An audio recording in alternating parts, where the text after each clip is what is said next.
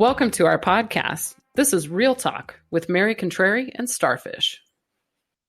All right. Welcome, everybody, to Real Talk with Mary Contrary and Starfish. So, as you know, we are continuing on our campaign to talk about the Project 2025, all the different policies, issues within this document. So today we are going to talk about the Inhumane Immigration Policies. So this tackles the flaws within the modern U.S. deportation strategies, particularly focusing on the mass deportations and the border wall policies. So we're going to examine how these approaches have fallen short of expectations and explore alternative, more effective solutions than what they're saying. So Starfish, why don't you go ahead and take it away on this one? Hello. I have a cold, so I thank you for your understanding with my voice this week. So I just kind of wanted to take us all back to the, kind of where a lot of this really started getting crazy, if you all recall. I mean, immigration's always been a really big problem, I think, in the United States, but I think when Trump came along, we were all like, okay, build a wall, whatever. So that was, his biggest campaign thing was build a wall, right? And have Mexico pay for it. It's just great. Mm-hmm. So he actually signed an executive order, 13767, to build the executive wall, which wasn't really constitutional because you have to fund it still. So funding is a process. You can't just executive order things into existence, money especially. So you still have to run it through Congress to allocate the funds. But he of course didn't care. It was just all for show. And executive orders largely are, unfortunately, they're kind of a stupid loophole anyway. But then in 2018, he introduced that zero tolerance policy leading to the family separations at the border, if you recall, which was just gross. And really, we're going to talk about it a little bit because a lot of it has to do with like human trafficking and stuff. And leaving kids separate, leaving them separate down there is really terrible for the children, of course. So very traumatic. There's a lot. Oh yeah, I can't even imagine. I mean, you're already traumatized by going through the whole leaving your country and everything in your family. Oh yeah. Right. So of course he steps up some immigration enforcement, increasing that remain in Mexico policy, which is a really dangerous policy. Basically, they have to stay in Mexico on the border until they're processed through, which could take years. So they're just stuck in these shacks down on the border. It's a terrible plan. Mm-hmm. And then in 2020, of course, we know that the Ninth Circuit ruling blocked the use of Pentagon funds for the wall. So obviously that was unconstitutional. As we all said, he wasn't supposed to be doing that. And so we'll talk about that a little bit too, because of course, Project 2025 doesn't care about that. And again, here he is in 2024, really saying, he said in a 2019 speech, but he continues to say this: we're just going to send the invaders back to where they came from. The invaders, they're invaders, like we weren't invaders too. Right. Yeah. So that's a little bit of a little tiny history on Trump's immigration policies, which of course, mostly what we're talking about. I mean, immigration is a super complicated process. And policies and so much to it. My head wanted to explode researching this one. But a couple more little statistics about immigrants, which is fascinating. We actually have 44 million immigrants in this country, which is huge. That is huge. 13.5% of the population. That's a pretty big number. If you think about it, that's pretty large. I don't know if that's like the most in the world, but that's a lot of people. So. Yeah, I really wanted to dig in so much about like what other countries have and, their percentages and everything. There's just so much to even understanding this number, though, that I didn't dig in too far. But I thought what was interesting is that there's the top country of origin is, of course, Mexico. So 24% of that 44% is from Mexico. The next is India. It's 6%. So it's way down. And really, that's what it's supposed to be. So there was this rule at one point where we would only take people from desirable countries like Europe and Asia, and then they changed that so that we would take the same amount from every country. Like you can't discriminate and say you're going to take more Europeans or whatever, Right. because that's inhumane. And so that's why this number has gone up so much, is because they've found a lot of loopholes to get through, which of course they need them for a lot of reasons. Hmm. And we'll kind of talk about those too. But out of the 44 million, though, like only, not only, this is a huge number, like 11 million of them are undocumented. Wow. So there's That's like a lot. 3 different kinds of immigrants. Yeah, that is so many people. I mean, Oh 11 my million gosh. people, that is more than the state of Colorado. Oh yeah. That is huge. So I think mostly the way they got here was coming here legally to work. They say like 60% of the people who come here legally, and then they overstay. And then 30% of them come here through the border. So they come here through illegal means. And then, of course, the other, if we're talking about 40 million minus 11 million, so the remainder of them came through legal processes, that they didn't come through illegal ways. They come to work usually, and then they got their green card because somebody has to sponsor them. So it's like, I can only find somebody to work in this field we have like a shortage of doctors, for example. We have a shortage of STEM people. We have to like import them in from other countries. So that's a lot of those. I'm like, this is what kids should be going to school for. It's these things we have shortages in, but no, being a doctor is so hard. It is. But we don't prepare our students for things like that. We prepare them for other things, which is not the right thing. Right. And then naturalized citizens too is an interesting other category of people. But anyway, just to say, those people don't come in or stay legally in any way. But it's these 11 million who come over and overstay or come over through the border crossings. Right. Right. And I mean, I do think that we do need to have secure borders. I mean, if you look across the world, like I don't know about you, but like I've talked to a lot of people that have tried to get dual citizenship into other countries, or they have dual citizenship. And the other countries' processes are very difficult.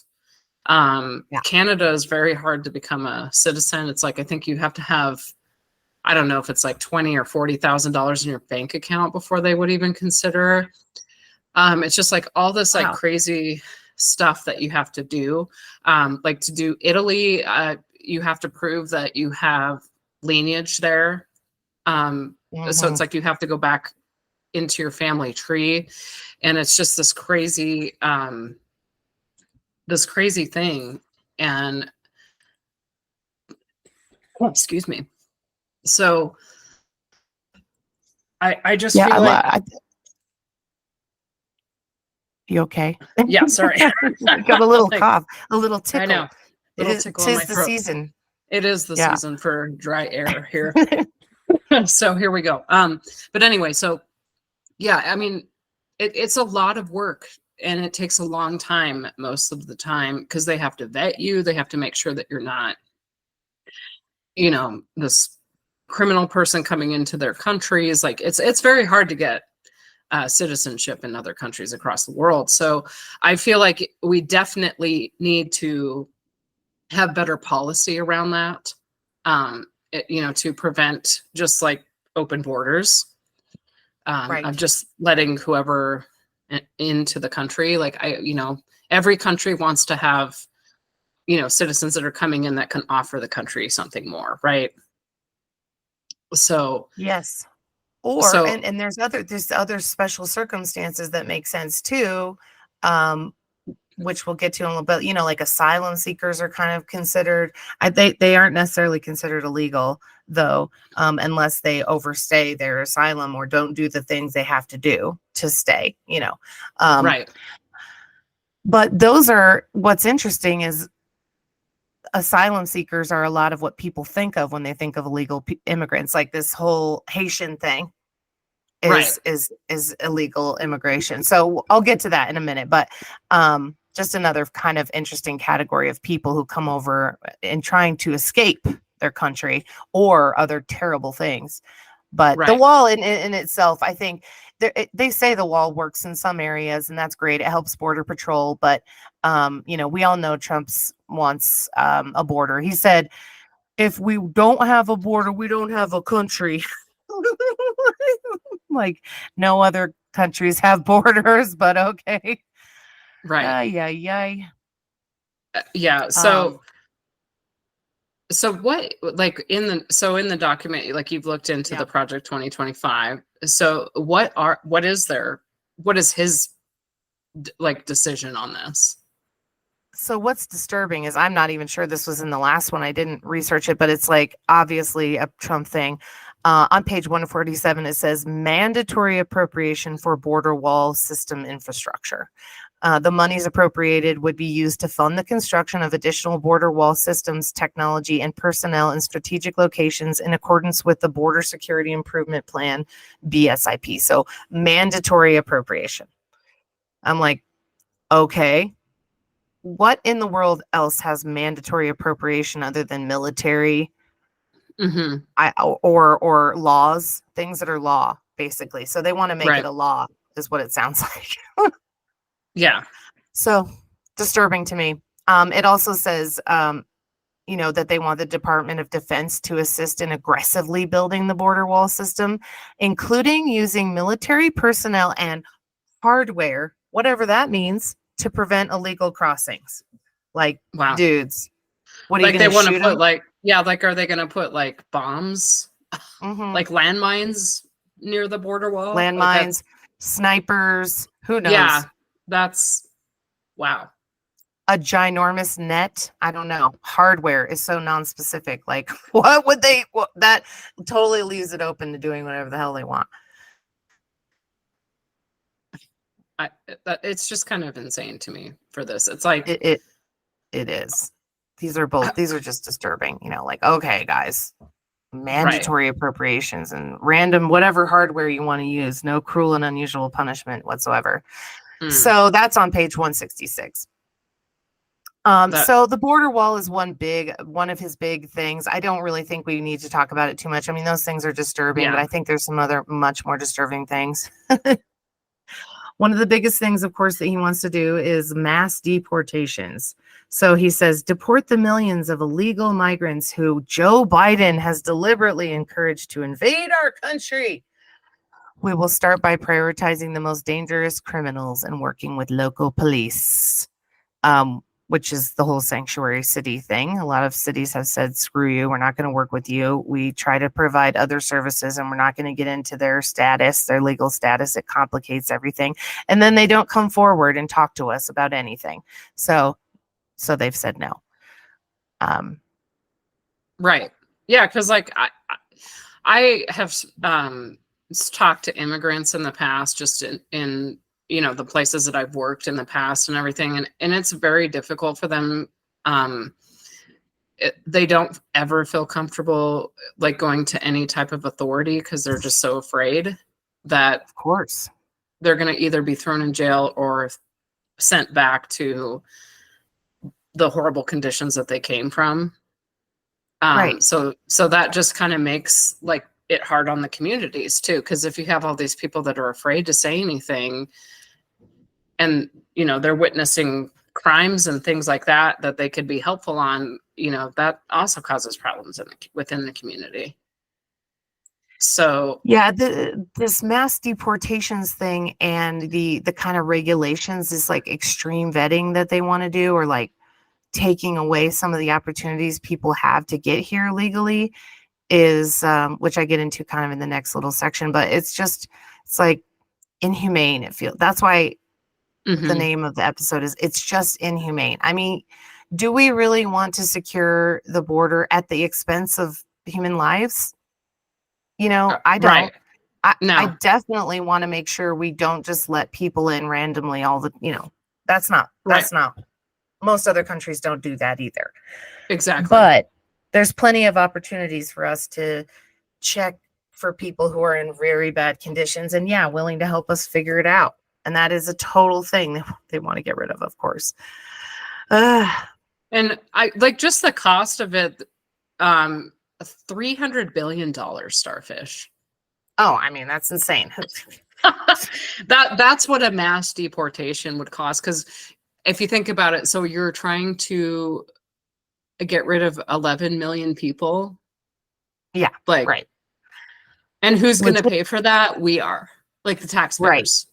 So right. that's going to be a huge economic crush again on Of course. what's little left of the middle class in America, because most of us are moving on to the poor side thanks to our corporate structure here. I know I used So to feel like middle class, but I'm not anymore. yeah, I'm like I know. Like, upper I'm like, lower oh, class. yeah, pretty much. Like, I'd be in the bottom of the Titanic probably. You know what I mean? Like, it's just like that's where we're moving. That's so So funny. We've been so obsessed with the Titanic lately. Anyway, it's just incredibly devastating what happened, I know. I It know. didn't need to happen, Over 100 And years just like later. this, right, it's an insane story that did not need to happen because stupid people were making stupid decisions just like this. I mean, it's just like, stop making these Right. stupid decisions. It's really not that hard. We cannot mass deport 11 million people. That would logistically and completely crush our economy almost immediately. Yeah. It Oh, would yeah. be stupid. Like Well, 7.6 million people are of those 11 million, 7.6 million of them are in the US labor force. yes.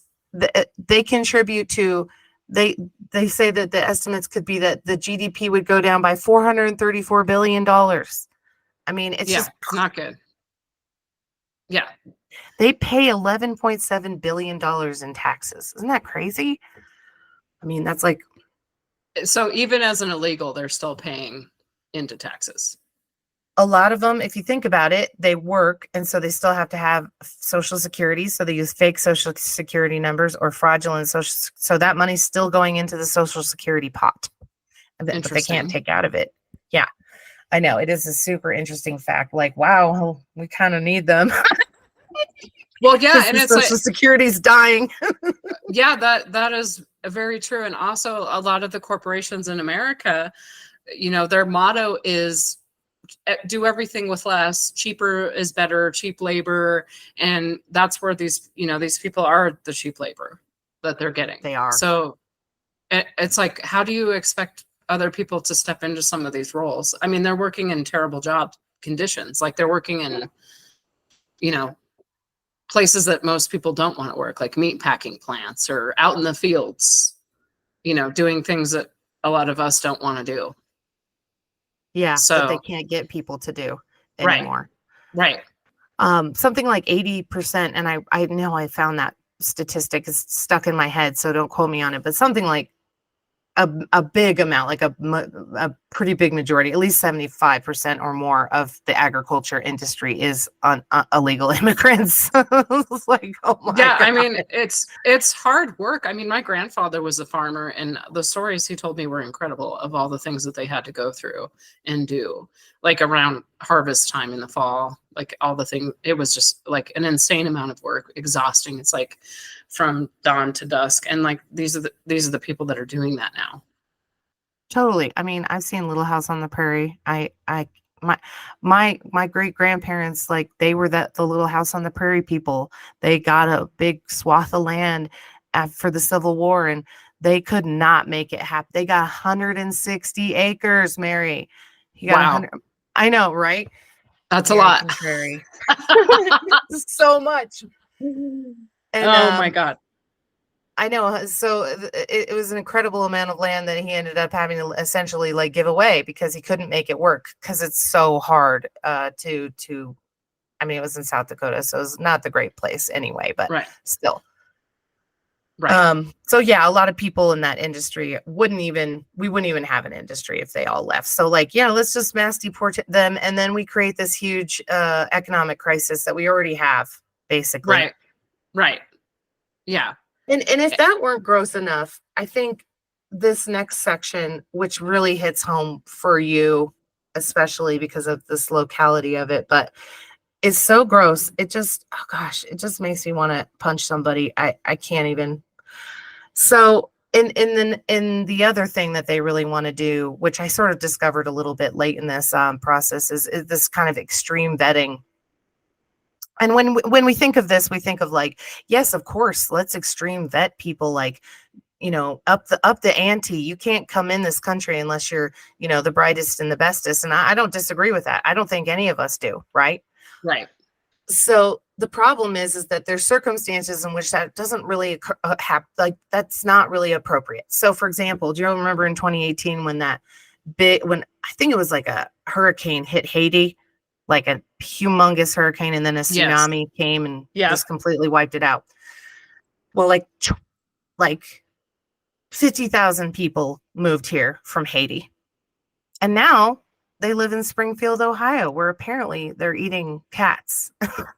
Oh my God. That's such a so and then, so we bring in these asylum seekers,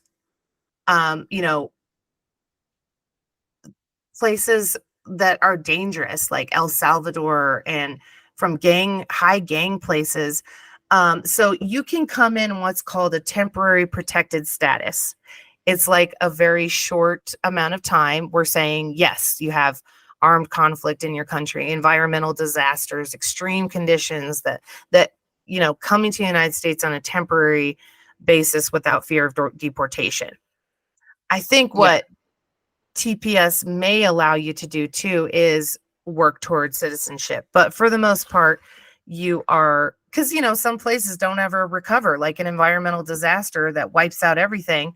You might be able to have a pretty good case for becoming a citizen because of that. You're Right. already here. You have a job. You've been contributing to the economy. You have a pretty good case. You could possibly get easily sponsored that way too, Right. But these are the people that we're going to, so they want to repeal this. They want to repeal this temporary protected status. This is on page 145. It just says repeal it. No explanation. Nope. Can't come over. Sorry. Wow. So even if, let's just say there was an island in the Pacific somewhere that, one of them that a hurricane completely destroys everything and they can't rebuild, they can't afford anything. And like the US is like the only one that could help them potentially. Like, so then these people are just stuck there to die. Like, is that what we're doing here? Mm-hmm. Mm-hmm. Wow. Yep. That's pretty messed up. What? And why? Why? I don't get it. Right. What are you, cruel? You're just completely inhumane. That was the word that just kept coming in my head. I'm like, this is up. So I get it. You don't like people from Haiti because they eat cats, and grandma lost her cat, and so it must have been that Haitian up the road. But that's a bunch of bull. And yeah, that's a total lie. It is. And it's, it reminds me of what's going on in Aurora, close to home. Yeah. So I actually want to clear the air on that whole subject. Because, during the debate, like Donald Trump had brought up Aurora and Springfield, Ohio, and like saying Haitians are eating cats, which was a total false lie. He was fact checked right then and there. And this Aurora thing. So I'm going to explain, because I've done some local research, and, this is a town that I live in, and, Aurora is a very diverse city in the US. We have a lot, like even in my own street, there's a ton of different backgrounds of people, and I really enjoy living among a diversity, because I just feel like, it's like, it's a great community to live in that regard. I have a neighbor who's Dominican Republic, and I mean, he like brings us margaritas over the fence all the time. Like, he's super nice guy. Yeah. It's a great, it's great, like to live in this type of society. But what I don't like, what happened there is, so there were these apartments on Nome Street in Aurora, and they were mismanaged terribly by a slumlord, basically. So for years, this apartment complex has been plagued by mold, rats, bugs, no heating, broken windows, you name it. Like anything you can think of as a bad living situation that this apartment building is. Okay.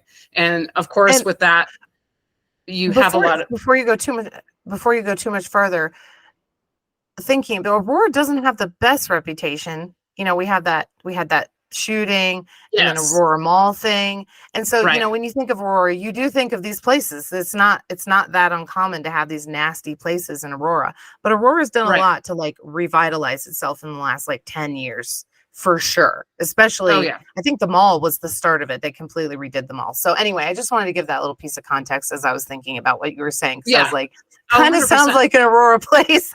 But It is. it's I getting mean, better. It's there's getting a better. lot of. It is getting better. Not all of Aurora is this terrible, horrible place. But there are Yeah, parts of Aurora that are very underserved and not great.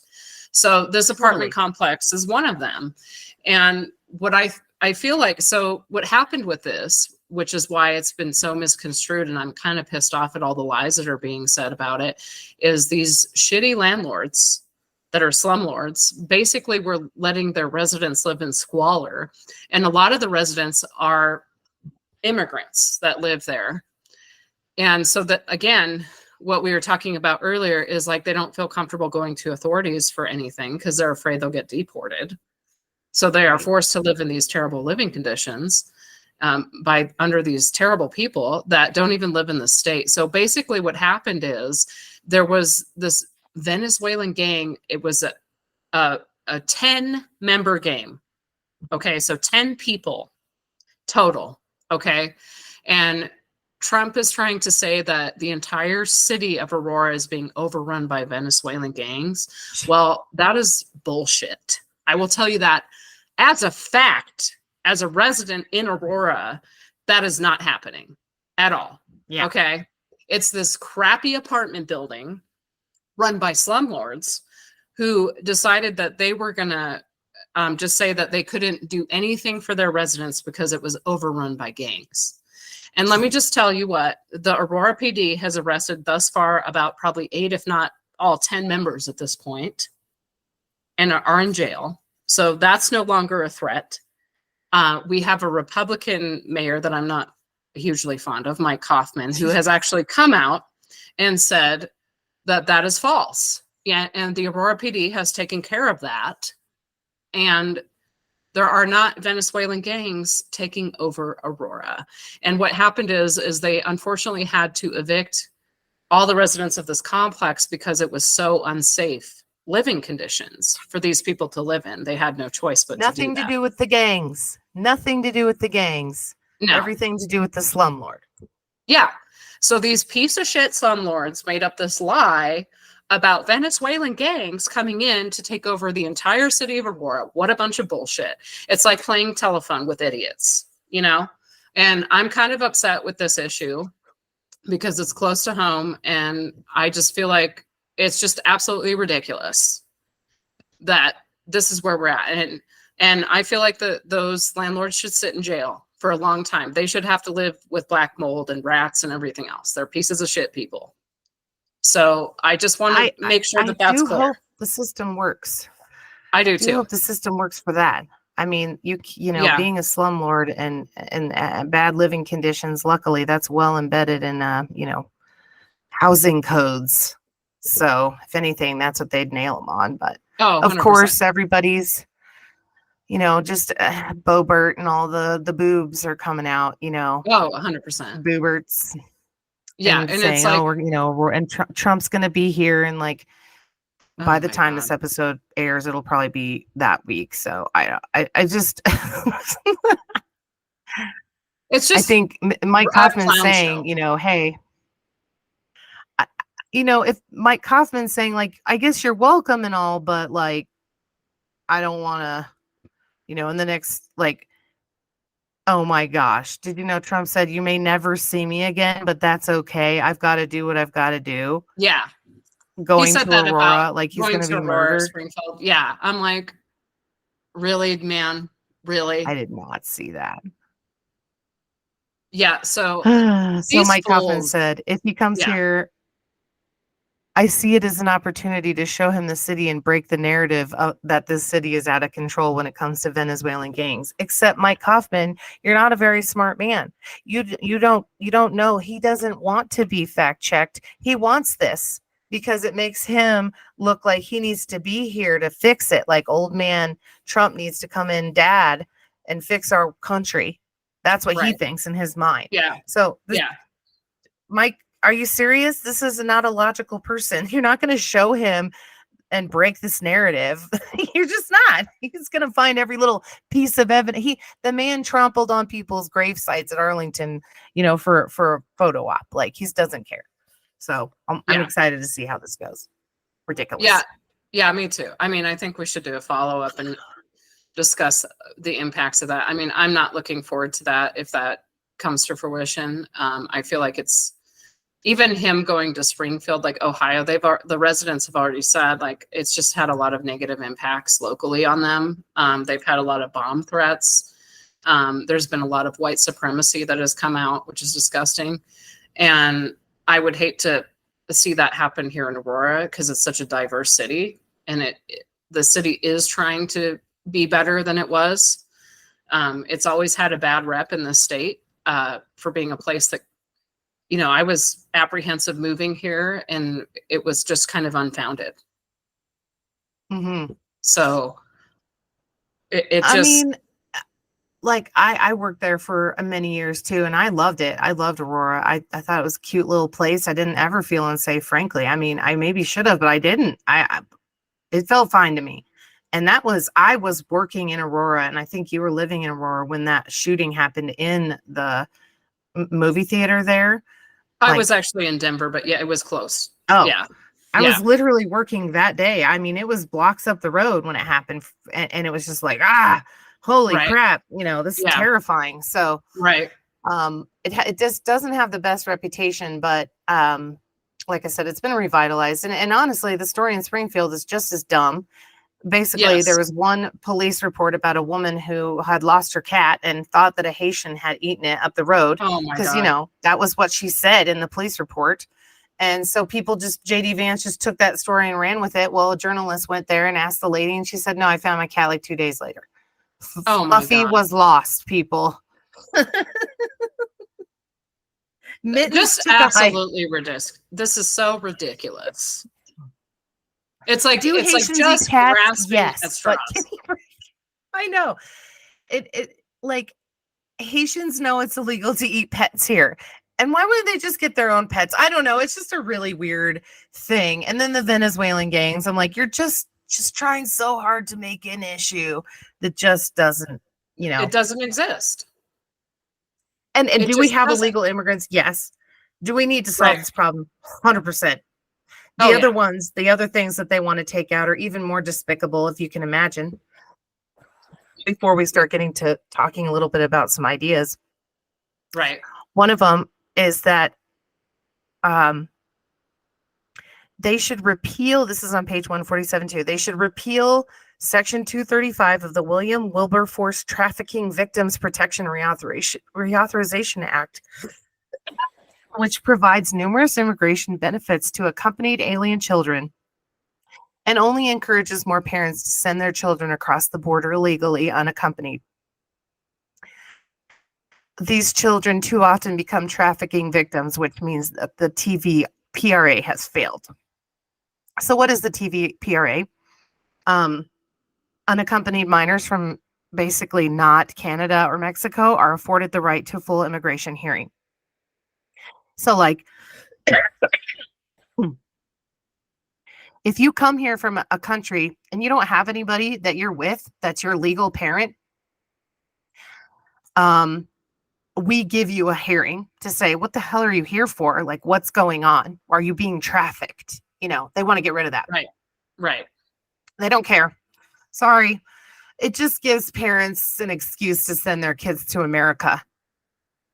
They still have to prove they were trafficked. You get, right? Like, you have to provide substantial evidence to the law enforcement. You know, like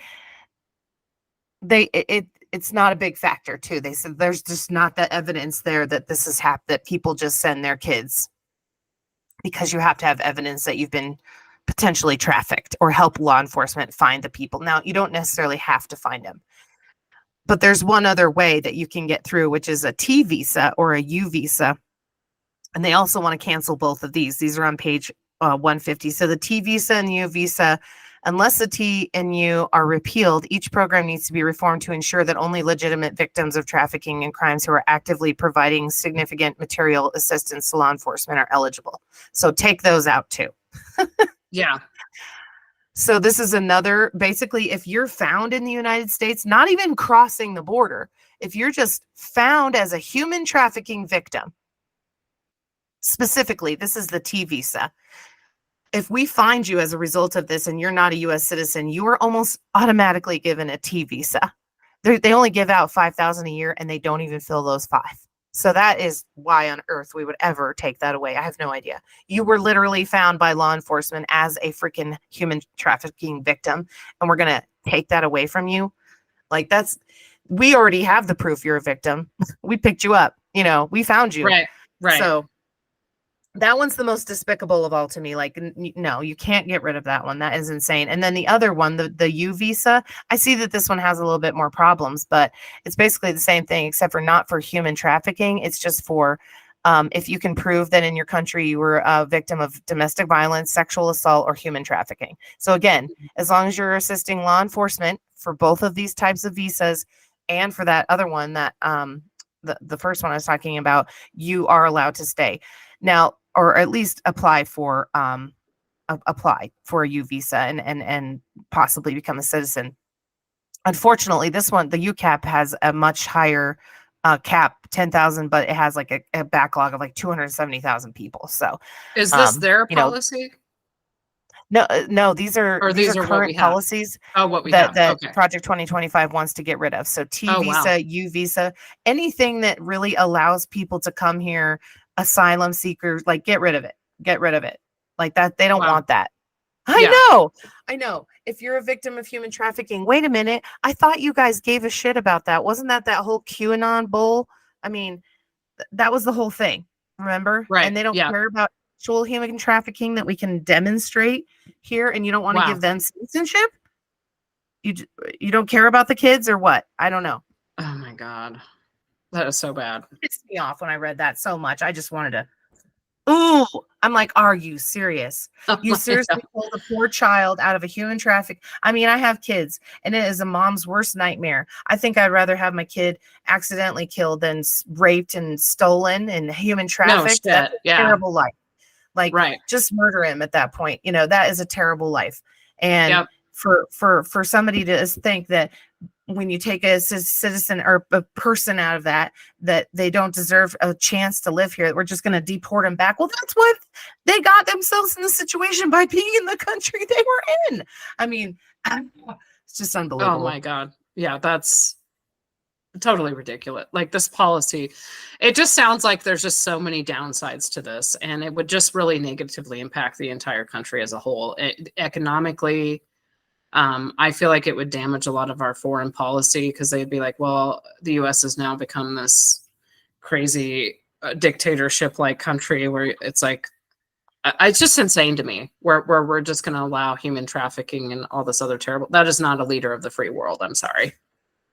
It's just not. No, I mean, they gave us a lot of crap over the travel ban. I mean, we're supposed to be one of the most opening, like the Statue of Liberty and Ellis Island stand for something, Right. And that's not to say, I was talking to my husband about it, and he said, what about all the people who are already here and already have jobs and they've been here for many years? Let's just let them stay. And I was like, well, that's really unfair to all the people who've been waiting in line. I think the people who are here, there are plans for them. Like, well, okay, what if you were to pay all of the fines and fees that you owe us from being here?